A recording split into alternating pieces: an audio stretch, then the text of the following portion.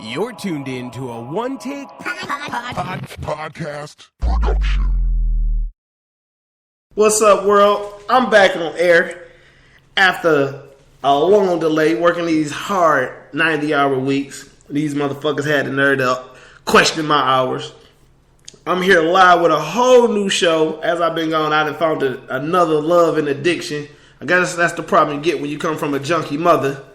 I've been into this new world called Pops. That's why today's show is called What's Poppin'. And I got none other than one of my fella South Pop boys. Got my man Pat on the line. Pat. What's up? Oh man, y'all in for a treat. This is one crazy popping fucker right here. You called out of South Carolina. You say, how big is your town, Pat? You do what now? How big is your town? Town-wise? Yeah. Like 200. So, they only got it ain't a big town. So, I'm come from an urban city where a lot of us don't really do pops. So, I kind of have a easier time finding pops than I thought I would until I got in touch with y'all. And y'all got some shit that I didn't even know they made. I thought I was doing well with my little Run DMCs and little some stuff I got. Man, you guys got some serious work over there in y'all pop collection. Tell us how you got started with the pops. Well, with me, I'm a big Batman person. And I seen them in a catalog and had a guy to pre-order them. And that's what got me started. Oh, Batman. So I know you personally now from the phone stuff. You do other stuff, but your first pop was a Batman pop? Yep. Do you remember exactly which one it was? Yeah, the very first Batman, #1, the first pop that they done with the superheroes.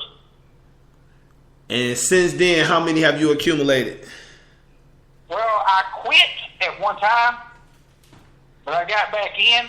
But within the last year, I went from around maybe 30 to almost 230. Nice. 200. So, here, me and my man's I don't know do other people do this. Me and my man's Lamar, we go out on weekends and stuff, and we go, as most of us in the pop world call it, hunting. You know what I'm saying? We go, every weekend we go different areas, 6, 7 stores. Do you hunt by yourself, or do you got a hunting buddy that you go out with? Well, I got a hunting buddy.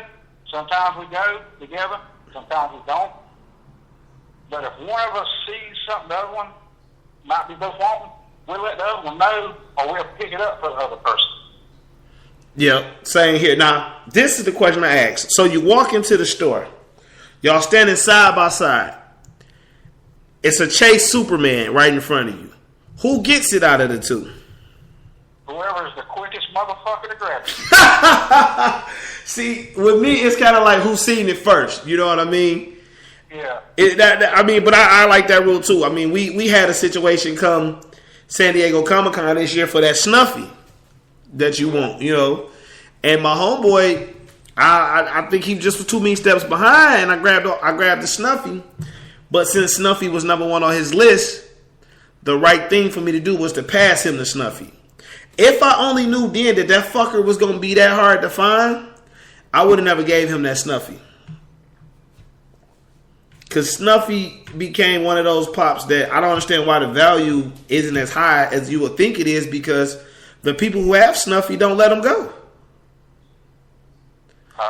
It's just, I'd probably be the same way. Because my friend, he's Green Lantern kind of way, and they don't do many Green Lantern pops. If we went somewhere and there's one he didn't know was out, I'd probably let him have it. But if it done like Snuffy, I'd be kicking myself in the ass by letting it go. Yeah, because that Snuffy was a piece that I wanted, but I ended up getting it that day because I ended up getting 2 of the Heisenbergs, and it was a guy out of Chicago who really wanted a Heisenberg. And I never even watched Walking Dead. Not Walking Dead, Breaking Bad, so it was no connection. I just thought it was a cool looking pop, and I figured by it being that crystal blue that it was going to draw some type of attention. Because I'm one of the people, I'm not anti-flipper. How do you feel about the quote unquote flipper? That's a good one. If you buy a pop for 10 and it's only been out maybe a month and it's still able to find, if you want to make $5 or $10 off of it, that's fine. But when you come up telling somebody a $10 pop, $15 pop, and you try to sell that shit for $80 or $100, and you say it's hard to find, yeah, it's hard to find when you buy every fucking one on the shelf, and I don't like that shit. See, I mean, you know, as I like to say it, y'all might get mad, but this how me and my man talk. I'm a nigga. I come from the hood side of the game. I come from sneakers. And if don't nobody know no better, it's a nasty world in the sneaker world. I'm not against per se flippers because at the end of the day, I ain't never met a motherfucker online that didn't sell for more. Because once you sell something for more than you paid for it, you are a flipper. It's the same thing in the real estate game. If you buy a house for $10,000 and you sell it for $20,000, you just flipped this house. Yeah. So I'm not opposed to it because it's kind of like one of them things like, it's kill or be killed. The only bad part about it is when you get someone who goes and buy the whole shelf, it actually hurts the pop game because now people lose their love and their passion for it. And that's the part I'm a little nervous with because this game has become almost a business. It's rules, it's price guides, it's a whole culture. And a lot of people try to compare it to the Beanie Baby movement, which is a whole different zone. Yeah. But a lot of people compare it to that. But I think that's the only thing I've been afraid of, that so many people are turning it into a business where it is becoming to the point where either A, Funko is going to make more so there won't be no rare ones, or B, you're going to lose some of the true collectors because they don't like the newbie. I know for sure it's a lot of people don't like my black ass getting into this because they like, oh shit, the hood that moved into the suburbs. I'm that guy on low housing income that just moved into your rich, nice neighborhood. I come into this pop game with a whole different attitude. Like, I don't care for them Sheriff Woody ass fuckers. I don't really care for all the rules that's laid out. Like, I agree with the whole if you're going to sell a pop for $80. But my thing is, if the dummy's going to pay $80, let that dummy pay the $80. That's true. You know what I mean? Like, I can't count another man's pockets. If you dumb enough to not do your research and pay $80, hell, I'm going to let you pay $80. But I have to remind myself that this is, as most of us are, a nerd type of game. And they go by their own rules. Like I said to you before we got on the phone, when they're trading, when it's their stuff, you got to go by every pricing guide, the actual value, the creases in the box. For each crease in the corner, it's another $1 off, all type of crazy shit. But when it's your shit, it's off whatever they value. I had a lady tell me the other day that she wanted my whole Marvel Core box. She said she valued my box at $40. You know what I'm saying? Like, so it's like, whatever. In your collection, what's the series you have the most of? Series-wise? Yep. Walking Dead. Any pieces from Walking Dead that you missing that you're willing to trade or acquire from someone? There's two. There's a Poncho Daryl and a Zombie Mo. I'd about trade about any pop I had to get my hands on them two motherfuckers, because that is the centerpiece of my pop collection, is my Walking Dead. So you got Headless Herschel and all that, right? Yeah, I got Headless Herschel. And I got every Daryl except for Poncho Daryl, and that pisses me off to fucks my collection up.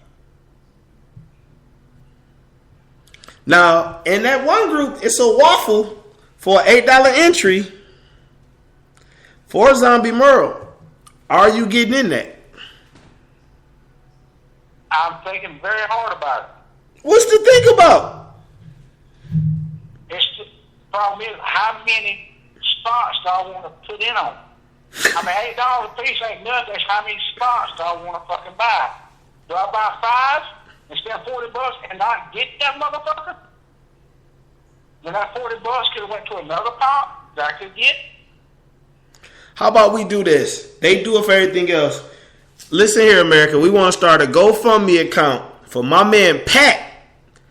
Zombie Merle collection. He don't have the $8 to get the Zombie Merle. We go start a fucking GoFundMe account to get Pat his Zombie Merle. What pop in your collection like just absolutely gots to go? Like right now, I think everyone has that pop. What pop in your collection just has to go? Has to go? Has to go. I'm thinking all the ones I got. Let's see. Probably. Oh, shit. He's nothing big. Why I bought him, I'll never know. Is the Goliath GameStop exclusive pop from the game Evolve. I bought him because he was an exclusive, and I'm really not happy with him. Who is that again? Goliath. I don't know what the hell it looks like. It's a fucked up looking thing. But it's from a game. And GameStop had an exclusive. And I figured he was the only one getting it. But then there's a regular one and there's a glow in the dark one. Oh, from the game Evolve. Yeah. He's a 6-inch. Yeah. I paid the 15 for him, but if somebody wanted him, I'd trade him. No questions asked, just to get rid of him. He got to get out the collection. Yes. Now, when it comes to his... Go ahead. Because he's the only one that I've got out of a set that has nobody else that even goes with the set. There's like 6 people that go with it, and I have nobody else in that set to go with it. Now, is it just me or like... GameStop exclusives are pretty fucking common. Yeah, they are. Because a few months ago, we got 4 or 5 Star Wars exclusives.